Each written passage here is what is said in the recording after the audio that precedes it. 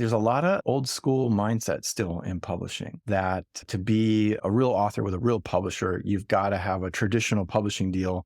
And that's with a publisher that gets your book into bookstores. And that's just less and less a relevant idea. Hello, fellow creative voyagers. This week on the Indie Author Podcast, I talk with David Morris about From Gatekeepers to Guides, the evolving role of agents, including the decline of gatekeeper roles in the publishing world, the agent business model and how it's evolving, including the emergence of an indie equivalent of the agent role and red flags to watch out for when seeking that support, and the role of hybrid publishers. And now let's hear from David Morris about From Gatekeepers to Guides, the evolving role of agents.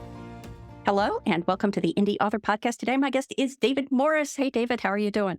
Hey, I'm doing great, Maddie. Thanks for having me here. I am pleased to have you here.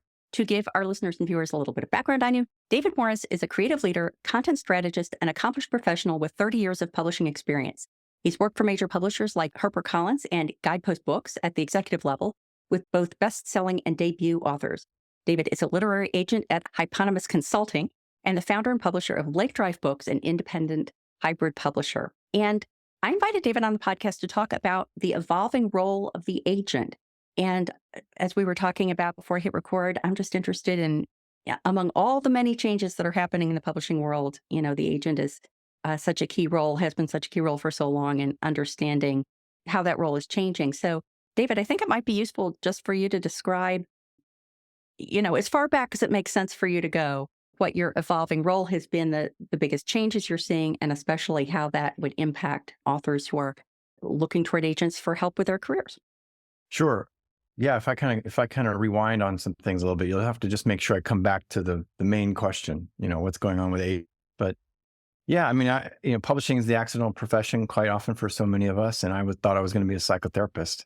And so I studied psych and religion, but I got into religion publishing 30 years ago. Actually, it was political science textbook publishing for starters. And I worked for a major inspirational brand that was magazine based. So it had a large mailing list, and we would use that mailing list to market to this captive audience saying, hey, we like this book. We think you'll like this, direct mail publishing. It was a different kind of publishing business. But it also introduced me to all the different publishers out there because we would license things from other publishers. This is while I was at what's called Guidepost magazine or Guidepost Books, a little inspirational magazine that's been around for a long time. It's not on newsstands, but it's got a very large, one of the top circulation numbers in the country. And then I ended up being the publisher at the Zondervan division of HarperCollins. And that introduced me to really big book deals, the agents that came with that, the authors and the author personalities that came with that. That experience really taught me what I came to like or dislike about literary agents. And so, my story is one of publishing consolidation. And so my position eventually was changed and moved to a different office, and I'm out on my own now. And I decided that corporate life maybe isn't what I need to do for the rest of my career. And so I decided that I wanted to help authors in a specific content area. I wanted to help them with the expertise that I learned in my publishing career, apply it in new ways, because the business really has changed. It's very different. So many people, I think you kind of know that intuitively, or you kind of know that from what you've observed, but you're not quite sure why, or why it's happened this way. But I think there are reasons, and being kind of in the belly of the beast at a major publisher, or be responsible for a multi-million-dollar publishing budget and working with a sales team and the executive suite, I kind of got my finger on it, I think, or at least I got underneath it some, and it taught me a lot about what I want to try to do now. I think there's a lot of old school mindset still in publishing that, to be a real publisher, to be a real author with a real publisher, you've got to have a traditional publishing deal. And that's with a publisher that gets your book into bookstores. And that's just less and less a relevant idea, even though it's something I think a lot of people still hang on to it. I meet publishers and they love to point out to me sometimes their large sales teams and all the great, amazing things that their sales teams are doing. And I'm thinking, okay, yeah, but I know a lot of entry-level authors and mid-level authors, and their book sales are still 90 to 95% online retail, most of which is Amazon. Yeah, it does seem So as if the things that used to be maybe 5, certainly 10 years ago, pretty much hard barriers, there aren't that many hard barriers anymore. It's just that how hard you have to work to clear the lowering barriers. So, for example, I yes, wouldn't put it past me as an indie author to see my books in a Barnes and Noble, but I'd have to expend so much time and so much energy yes. in pursuing that, I've looked at it and decided it just isn't worth my time. But the the black and white lines that I think were there for a long time are just not there anymore. I would totally agree. One of the things I like to say that's just right in line with that is the gatekeepers aren't there like they used to be. You said barriers. To me, that's the gatekeepers in the past used to be the bookstores and funneling things through bookstores. The thing I like to say to a lot of authors these days is publishers used to have the exclusive relationship to consumers, to the readers. And that was because they had the exclusive relationship to the bookstores. And the bookstores were actually a marketing mechanism for Discover. And so if you got a book deal, great, because that meant you're with somebody who has access to consumers. Well, when people stopped showing up at bookstores or ordering books from physical bookstores in big numbers, in big percentages, they lost that relationship. And so now suddenly they're reliant on the author to drive the sales, the author's platform, the author's readership. So that just means that, you know, a lot of the need for the author to do all the work is shifted to the author. But on the other hand, it also is an opportunity.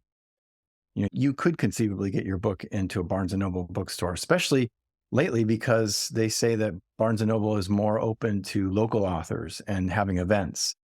I'm hearing that from more than one source. But that doesn't mean you're going to get a national buy into all of their 600 plus stores, which Right. is not as many stores as it used to be, despite all the good news you keep seeing about BNN and NPW. Yeah.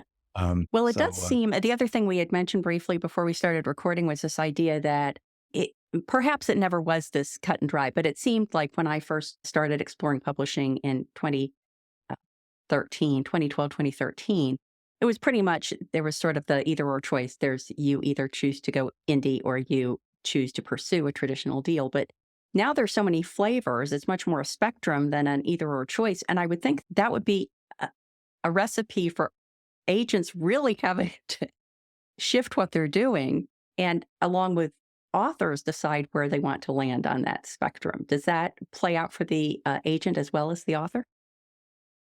I think it's challenging, honestly, because for an agent to get enough authors and land enough significant book deals, and a lot of their income is, at least when you're starting out, it's based on the advances, but even still, it can end up being based on the advances quite a bit because the way publishing works, it's very speculative. They'll invest money in an author and a lot of authors in a given year, but they won't necessarily make their money back on each one of them.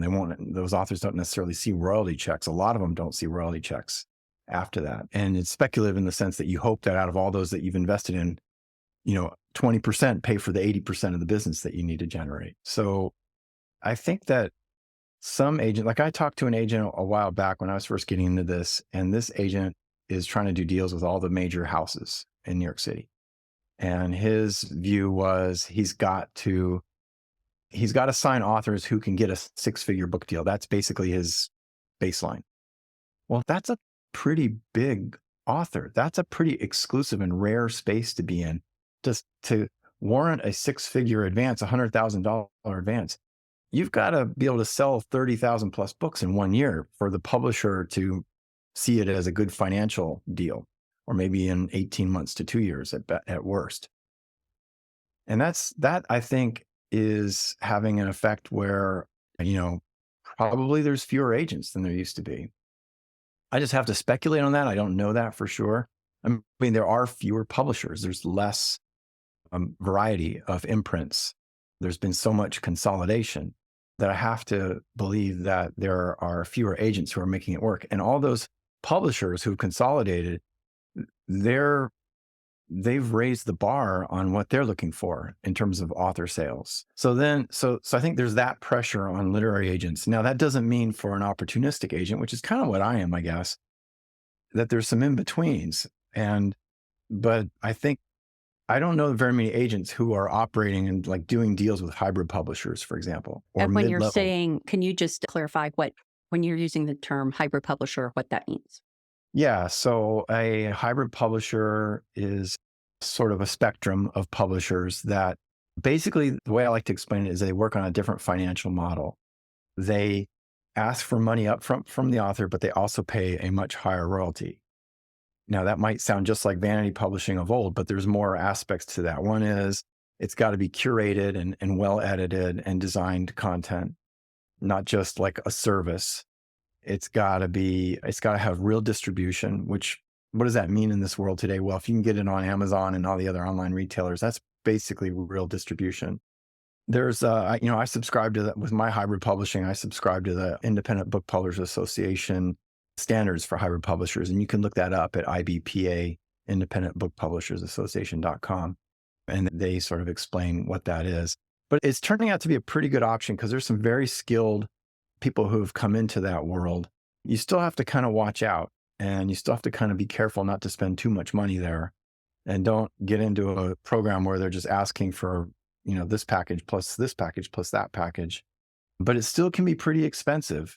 I had one hybrid publisher tell me that he tells authors that you got to plan to spend around $10,000 because that's what it costs to produce a book.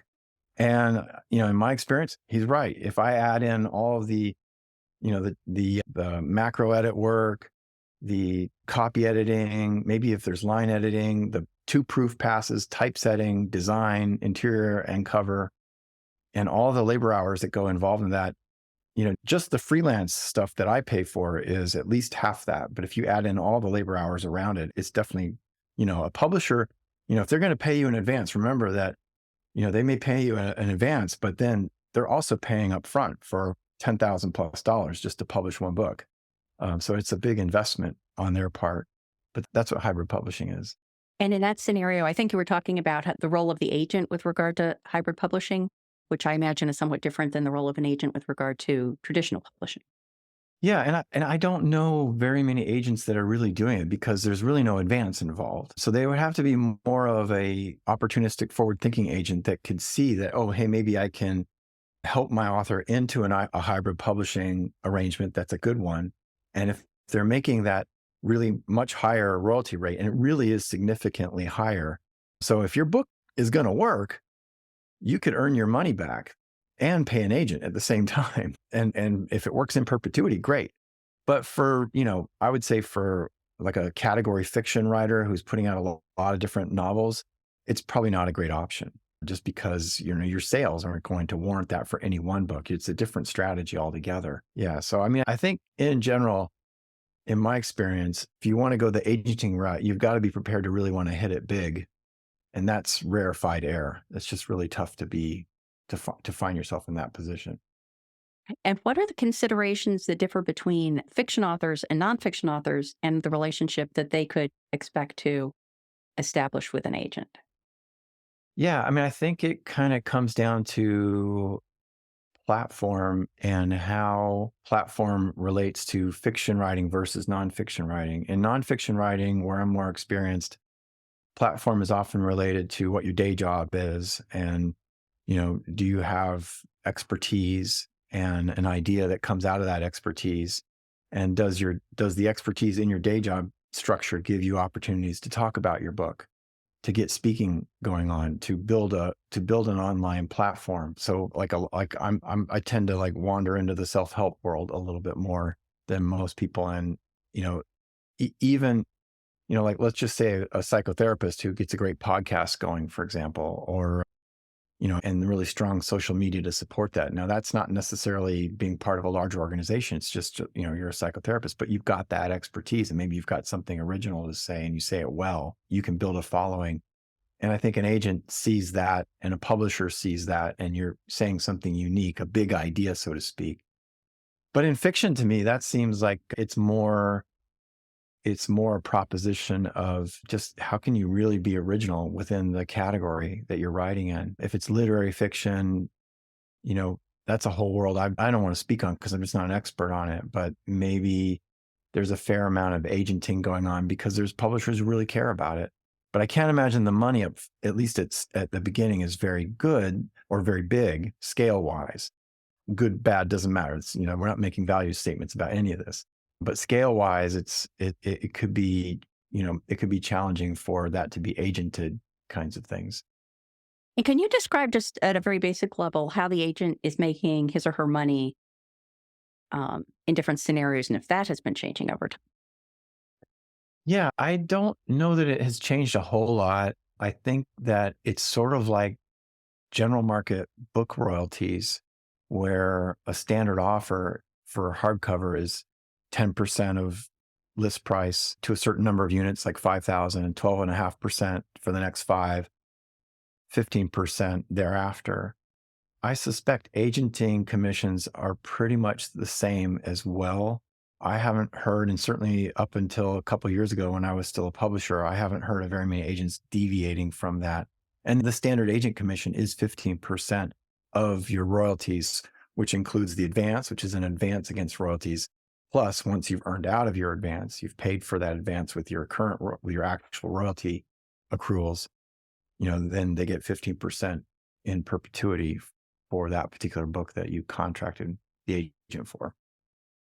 And this is a really basic question, but I realize I'm not entirely sure what the answer is.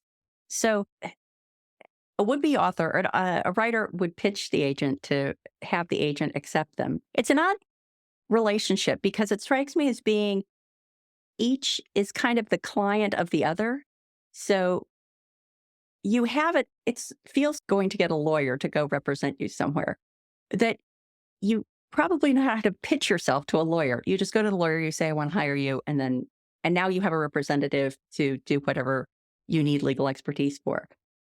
As opposed to an agent where you're having to pitch yourself, but then once that relationship has been established, is the agent representing you to publishers in the same way that a lawyer would represent you in legal scenarios to third parties? Or am I misunderstanding the relationship between the author, the agent, and the publisher? Well, I think an agent really should be committed to the author. And maybe, in more ways than one, they should be of like mind in terms of the topic of the writing. They should know the right publishers to pitch that topic to and have hopefully some relationships with some of them. I also see it sometimes as like a real estate agent too, kind of that, some similarities there. You approach the agent with your property as in a real estate situation. And, they're going to want to see what your house is like. Right. Yeah. How That's good is it? How many I like features does that it metaphor. have? Yeah. Can they actually sell it? Yeah. Are they going to make the commission that they need to make to pay for their nice real estate agent car? Yep. Yeah. But I think with an author approaching an agent, it's still a similar thing because you're approaching an agent with your intellectual property. But there really is a big difference. I think almost it gets back to the lawyer analogy a little bit that, I talked about what I like about an agent, and what I saw in agents that I liked was those that didn't just, help you with a proposal, help you get the proposal in really good shape, shop it to publishers, help with entertaining offers, accepting an offer if you get one, and then negotiating a contract. It goes on much longer than that, really. And it almost gets back to the publishing environment that we're in today. And I enjoy this part of agenting, and that is author coaching. It's just an ongoing part of the relationship. If my author that I'm agenting has some goofy stuff or things that they need to fix about their website, I'm going to say something. If they're heading into the launch phase and they haven't done a few steps in preparation for the launch phase of the book, especially if the publisher hasn't encouraged them to do it, I'm going to start doing it. I'm going to start saying, hey, you need to get a launch team going, or, you need to work on raising up your email list in the coming 6 months before your book launch. But then also an agent should be an ongoing translator between the author and the publishing house. They speak different language. They have different expectations in the relationship, and the agent can, help the author understand why is the publisher behaving this way. And they probably have some pretty good reasons. And then sometimes the publisher needs help remembering why an author has certain expectations, and they probably have some pretty good reasons.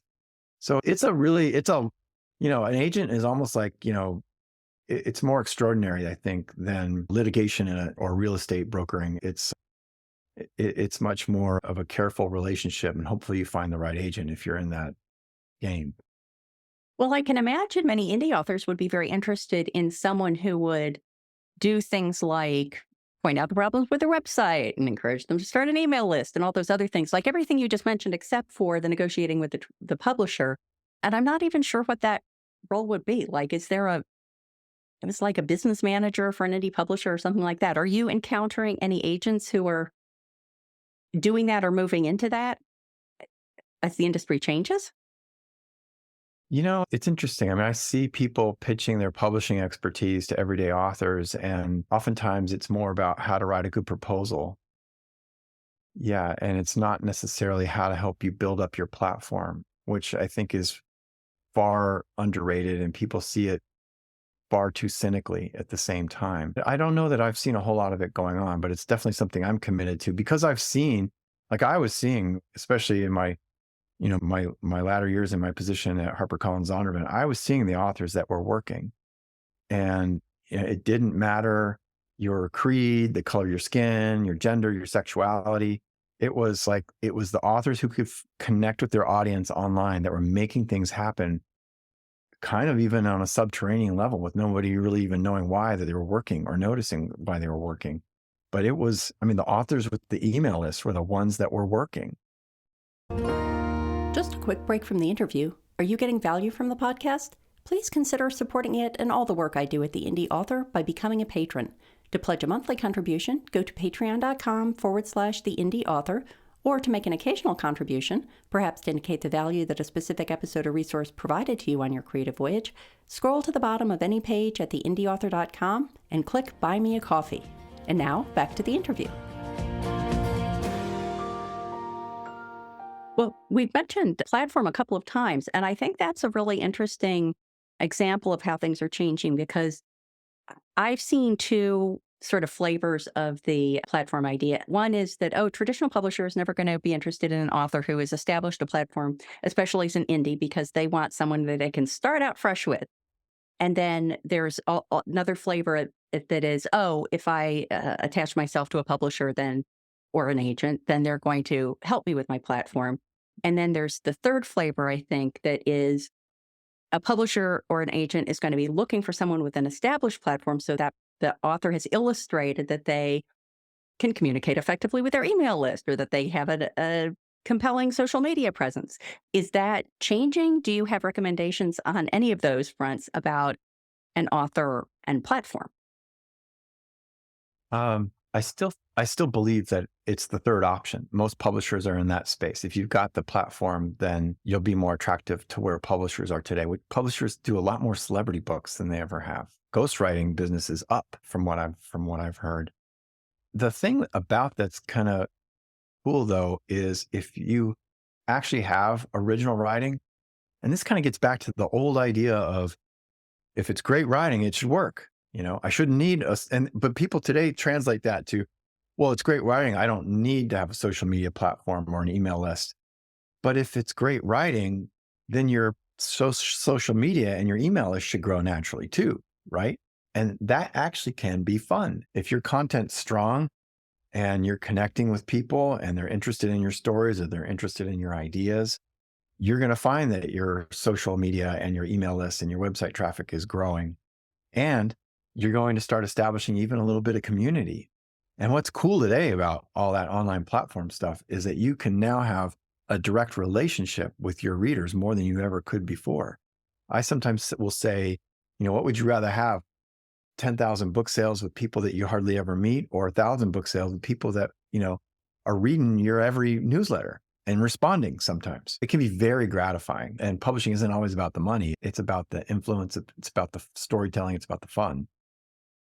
The other thing that I was thinking of when you were saying something earlier is that, I was asking, is there basically a job title for someone who does some of those agency things for indie authors, except for the negotiation of contracts with traditional publishers? And I think that the way that's panning out and the way it's been in the indie author community is that it's up to the author to recognize the different areas where they may need specialized expertise, like developing an email list or establishing and then optimizing a website, paying attention to search engine optimization. This is all kind of top of mind because I'm trying to refine several of these things for myself. And the challenge is that each one of those is an independent standalone thing. So I can spend time researching what a reputable and effective service or individual is to help me optimize my SEO or to optimize my YouTube channel or whatever it might be. And it seems as if those people who combine some of those things together so that there's a more holistic look at all those parts of the indie author business other than the actual writing sort of get a bad rap, I think, because as you were saying earlier, there's this fine line between people who are doing that legitimately and the people who are just bundling together stuff in a vanity press package Yeah. and saying, Yeah. here are the 10 things you need. And I don't know that I'm hearing people talk about how to track down that expertise other than Yeah. one person at a time. You find the person who's the expert at email Yeah. list building and then you follow their advice, Yeah. but nobody who's kind of looking across it. I agree. I agree. I mean, I get pitched all the time about, hey, your website could have better SEO. There's search engine optimization. There's a lot of, it's a little schlocky stuff, actually. And there's a lot of overpromising going on about, if you get the right keywords on your website, you're suddenly going to experience, rapid growth. I don't think it's that simple. And yet I get pitches all the time about it. So I think it's one of those kind of churn and burn things where people are paying for it, but it's not necessarily panning out. But somehow SEO just is like seen as like a silver bullet. And I often like to say there's no magic. I mean, try not to do magical thinking in publishing. Try to have a strategy, not magic. Even Yeah. magicians practice a lot at what they do, Yeah. and it's illusion. It's not actual supernatural magic necessarily. So if someone is looking for that kind of help Yeah. that an agent in other circumstances would provide, do you have tips about where they can look for reputable options or what would be red flags for that one should steer away from? Yeah, I think one of the challenges is when you start looking for people to help you with an email list or website building, they don't necessarily have experience with book publishing or book authors. So I think that would be the thing to do, would be to, maybe go on to Reedsy.com, which is one of those online brokerage, freelance brokerage firms Mhm. that connects people with, a lot of it is with editors and book designers, but there are marketers there too. And some of those folks know about book marketing for sure. What's the other one that's really Upwork, is it? I Yeah. think. Yeah. Yeah, I've used Um, both of those. I really like Reedsy because I feel as if, Upwork is so general, whereas Reedsy is very much focused on author services. And I've yeah. found that, I've had pro and con experiences on both those, but I do feel like the Reedsy pool is a little more focused in their contractors. I find are a little better vetted. Yeah.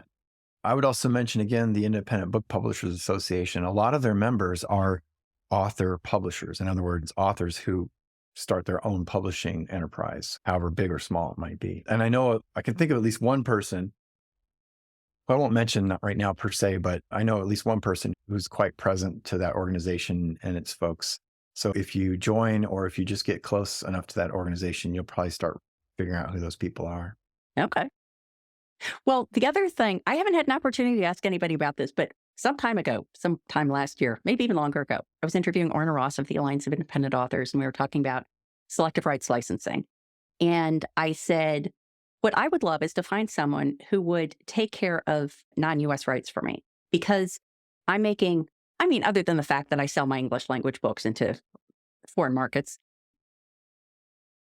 I'm not doing anything to pursue like translations or anything like that. Right. So Right. I would be willing to pay a big percentage of my earnings to someone who would say, if I could say, take these books and, whatever their area of expertise was, if they thought that, my books would kill it in German or whatever, take my books, bother me as little as possible, and then I'll give you, I don't know, 75% of the royalties. I would be willing to give a lot of money to someone because it would be a matter of me Of the earning a sales little from bit those of money. foreign language translations. Yeah. Well, there's a very big international rights agency business out there. If you Google international rights agents for book publishing, I'm sure a whole bunch will pop up. People who attend the Frankfurt Book Fair and the London Book Fair and so on. So I would think that there's plenty to research and there are people to make phone calls with. I don't know, how much they take on of the independent author. That sounds interesting to me because I would imagine they're really trying to target publishers a lot of the Right. time with their business. And I Um, think that the impression I've gotten is that if you decide to actively go after foreign rights or translation rights or things like that, that you really have to section off. It's like you're saying, it's a research effort. And if you're going after it, you're in essence pitching yourself as you would be pitching if you were going after an agent for a traditional publisher. It's not like you can make a phone call and say, I'll give you 75% of my sales if, find a way to get this into the hands of German speaking readers in a yeah. German translation. My guess is they're going to ask for a pretty big cut anyway. So you just kind of want to get their attention first and then see how it goes. And maybe it would make it more attractive if you said something different than most publishers or other authors do in terms of offering a bigger royalty. But yeah, that's interesting. Yeah. Especially in the fiction market. I would think that in nonfiction, it's harder to translate into other, well, I'm speaking metaphorically, but it's harder for, like American knowledge to be as interesting in Europe or elsewhere or more broad than that, especially in my area of religious studies, because it's just very different flavors everywhere. So, Yeah. I don't normally think about this except when I'm having conversations like this, but I do think there are these big swaths of opportunity where there is opportunity, but the terms of negotiation, that the terms and conditions or whatever that aren't really firmed yeah, up. And so it's hard to distinguish reputable people from disreputable people yeah, because there's kind of no yeah, history to judge it against. Like, yeah, is $10,000 reasonable or not reasonable? You have the background to know that in certain circumstances it is reasonable, but then there are plenty of people out there who are charging $10,000 and you're not getting $10,000 worth of value from it. right, right, right, right. And I always like to use the opportunity whenever I do to let people know about Writer Beware. So if people Yeah. are not subscribed to Victoria Strauss's Writer Beware blog, they should definitely do that because Oh, interesting. that's a Yeah, great place to learn about disreputable, yeah. And disreputable players. there are some disreputable actors out there without question who are trying to take advantage of authors. I've seen it happen firsthand. So I saw one that was actually impersonating Simon and Schuster executives. It was incredible. Yeah. And they even go on the Simon and Schuster website and they say, "Hey, watch out for this person. They are trying to impersonate us." I'm amazed that they can even get away with it, Yeah. honestly, because I know Simon and Schuster's got a lot of lawyers, Yeah. but there they are. Yeah, Yeah. And I imagine that people are missing legitimate opportunities because they see an email and they think, oh, that yeah. must be spam. But it's much more likely that, How do you differentiate from it? yeah, yeah, sometimes Because publishing is very mysterious, and yeah, you want to try to make some headway into it, and also books are very personal too. So you're kind of mixing your very inner personal desires and hopes with someone who's making big promises to you, and it's kind of hard to resist. I've seen it going on. Well, are there any pieces of advice? I mean, I think that I at least am just sort of moaning and groaning about the fact that I want this service and I don't know how to get it. But David, can you share some more useful information about, like, if people are listening to this and saying, "Oh yes, that's help I feel I need for my author career." Are there steps they can take to move in a direction that would position them for that? Well, I mean, are you talking about like online platform work? Like, what are the first things that you might consider doing? Well, I think the platform has come up so much that I think that's a really good example, like using that as an entree to this. If people are feeling like that's something that they don't know how to do themselves, or they're just at sea, or they don't have time, or whatever it is, are there resources that can help them with that? There are one or two outfits that actually will help you build author websites. Bowker, R.R. Bowker, who handles the ISBN numbers, Oh, they're yeah. starting to do something like that. Oh, There's another one, I don't know the name of it, but they're affiliated with the Independent Book Publishers Association again. I mean, services to help authors know what their next steps are. Again, I think the marketing people that you might find on Reedsy could help authors mhm. take those steps. Well, there's so much food for thought. And I think that there's not only, some ideas for places people could look for help, but also if anybody's looking for a career in the indie publishing space, I just think that there's an unmet need Yes. here that if people are looking Yeah, for a career, that I could be agree with something you. they could pursue. Yeah, I agree with you. If you've learned some things about it, you probably know just as much as anybody else. And Yeah. I actually do think that a lot of the work is just it's very rudimentary. It's helping people with very rudimentary aspects of building an online platform because it takes a lot of steps just to start getting a website, to start doing consistent social media posts, to kind of get your head into it. Yeah. To where to not where you're like, well, I got to set up a social media posting calendar. That's a lot of advice that you'll often hear that advice. And yeah, that can be beneficial, but you also have to learn how to post organically, and you kind of have to become acclimated to the medium. And then you'll have sort of an internal motivation and an internal desire, like, oh, it's time for me to post again. I haven't posted in a while. You got to establish that sort of dynamic first for yourself before you can even really realistically start plotting things out on a calendar. People are wired differently, but to me, that's at a very basic level.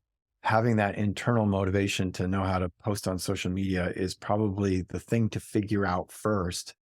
And then you can put more structure around it, like a calendar. So Yeah.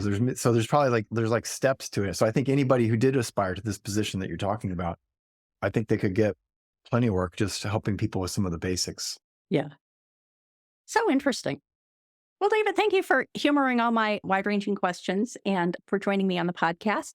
Please Welcome. let everyone know where they can go to find out more about you and everything you do online. Sure. My literary agenting work is at hyponymous.com. That's HYPONYMOUS. It's based after hyponym, the word hyponym. And then you can also find me at lakedrivebooks.com. That's a little easier. It's a road here in Grand Rapids, Michigan, where I am. That's lakedrivebooks.com. It's a small indie publisher, more in religion and spirituality, but it's very progressive and kind of exciting stories going on there. All right. Thank you so much. Thank you.